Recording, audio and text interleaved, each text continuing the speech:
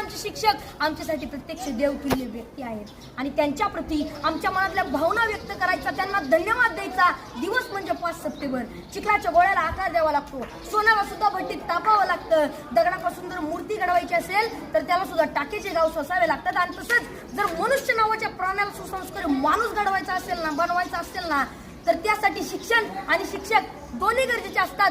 तेव्हा सुसंस्कारी माणूस तयार होतो. जगावर राज्य करणारा इंग्लंड हा देश आहे आणि या देशाच्या सांस्कृतिक परंपरेने त्यांच्या देशातील शिक्षकांना राष्ट्रपतींइतका सन्मान आणि दर्जा दिला जातो आणि म्हणून तर ते जगावरती राज्य करतात.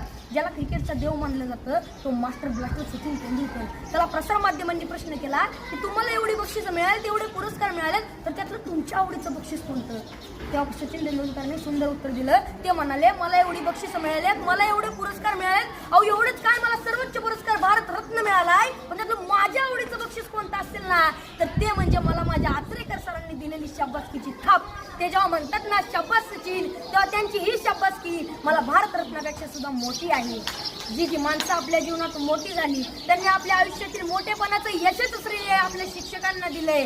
जगामध्ये एक सर्वात जास्त वाचलं जाणारं आणि सर्वात जास्त विक्री होणारं एक पुस्तक आहे आणि त्या पुस्तकाचं नाव आहे 7 Habits to Highly Effective People. यशस्वी लोकांच्या 7 सवयी. आणि हे पुस्तक लिहित असताना ते लेखकाने जवळजवळ 3000पेक्षा जास्त यशस्वी आणि सर्व क्षेत्रातील लोकांच्या मुलाखती घेतल्या होत्या. तर त्यामध्ये जवळजवळ प्रत्येक यशस्वी लोकांनी आपल्या यशाचं श्रेय हे आपल्या शिक्षकांना दिलंय. मनाच्या मोठेपणाचं सर्वात मोठं उदाहरण आपल्या शिक्षकांनी आपल्याला केलेल्या सहकार्याबद्दल कृतज्ञता व्यक्त करणे आणि मनाचा सर्वात मोठा खोटरडेपणा आहे की आपल्या शिक्षकांनी आपल्याला दिलेल्या ज्ञानाबद्दल जाण आणि कृतज्ञता नसणे. अशी माणसं फार मोठी होत नाहीत आणि पुढे जाऊन ती तोंडावर पडतात. असंच एका मनाच्या मोठेपणाचा एक मोठा प्रसंग या ठिकाणी मला सांगावा असं वाटतो.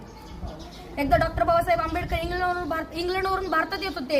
ही बातमी त्यांच्या कार्यकर्त्यांना, त्यांच्या आयोजकांना समजली. त्यांचे कार्यकर्ते बाबासाहेबांच्या विमानाची वाट बघत विमानतळावरती थांबले. बाबासाहेबांचं विमान 2-3 तास लेट होणार होतं, पण तरी सुद्धा त्यांचे कार्यकर्ते त्यांच्या स्वागतासाठी त्यांची विमानतळावर 2-3 तास वाट बघत थांबले आणि 2-3 तासानं बाबासाहेबांचं विमान विमानतळावरती लँड झालं. बाबासाहेब खाली उतरले. बाबासाहेबांचे सर्व कार्यकर्ते बाबासाहेबांच्या दिशेने पळत सुटले. ढोल ताशे वाजू लागले. बाबासाहेबांच्या घोषणांनी आकाश दुमदुमून गेलं. बाबासाहेब आप आगे बढ़ो, हम तुम्हारे साथ है. बाबासाहेबांचा विजय असो अशा घोषणा देत होते. कोण बाबासाहेबांच्या पायात पडत होतं तर कोण त्यांना हार घालत होतं. बाबासाहेबांची नजर समोर गेली तर समोर बसलेला एक म्हातारा माणूस मात्र बाबासाहेबांचा हा कौतुक सोहळा अतिशय प्रेमाने पाहत होता.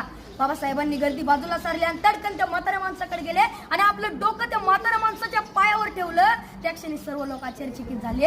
एवढे मोठे प्रचंड पंडित डॉक्टर बाबासाहेब आंबेडकर या म्हाताऱ्या माणसाच्या पाया का पडताय?